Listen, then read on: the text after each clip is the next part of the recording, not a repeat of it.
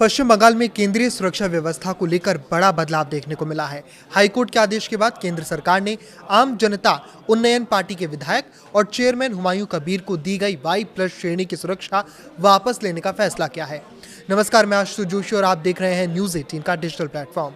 हुमायूं कबीर ही नहीं बल्कि इसके साथ ही राज्य के 41 बीजेपी उम्मीदवारों और कई अन्य व्यक्तियों को प्रदान की गई केंद्रीय सुरक्षा भी हटा दी गई है। इस फैसले के बाद राजनीतिक हलकों में काफी चर्चा है और ये चर्चा तेज भी हो गई है। हुमायूं कबीर, जिन्होंने पहले तृणमूल कांग्रेस से अलग होकर अपनी नई पार्टी बनाई थी और चुनाव लड़ने का ऐलान किया था, उन्हें संभावित सुरक्षा खतरों को देखते हुए केंद्र सरकार द्वारा Y+ सुरक्षा प्रदान की गई थी।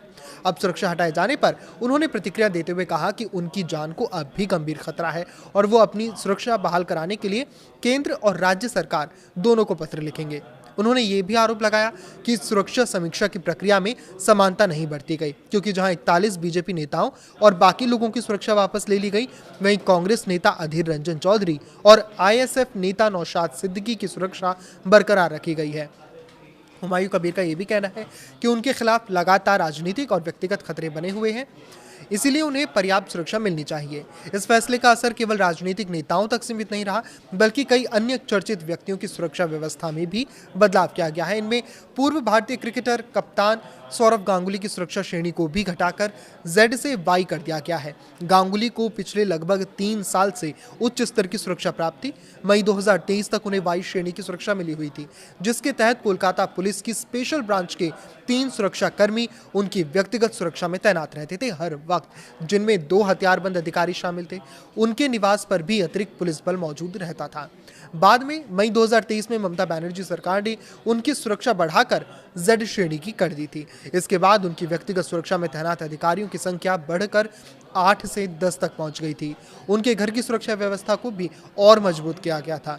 जब भी गांगुली किसी कार्यक्रम या यात्रा पर जाते थे तो उनके काफिले के साथ और भी तमाम गाड़ियां जुड़ी होती थी। इसके अलावा और भी कई तरह की सुरक्षा उन्हें मिलती थी, जैसे पुलिस पायलट वाहन चलता था उनके साथ, और कुल मिलाकर उनकी सुरक्षा में 30 से 35 कर्मी शामिल रहते थे। हालिया समीक्षा के बाद अब उनकी सुरक्षा व्यवस्था को फिर से कम कर दिया गया है और उन्हें Y श्रेणी की सुरक्षा प्रदान की जाएगी।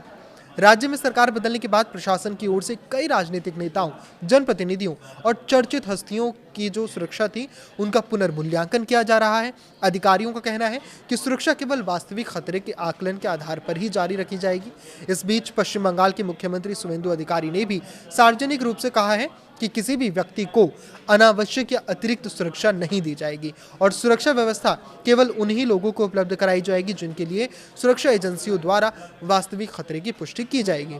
ऐसे में हुमायूं कबीर समेत कई नेताओं की सुरक्षा में कटौती को प्रशासन की नई नीति का हिस्सा माना जा रहा है, जबकि प्रभावित नेता इसे अपने लिए चिंता का विषय बता रहे हैं और सुरक्षा बहाल करने की मांग कर रहे हैं। इस पर आपकी क्या राय है, हमें कमेंट करके जरूर बताएं। लाइक करें, शेयर करें और इसी तरह जुड़े रहें। नमस्कार।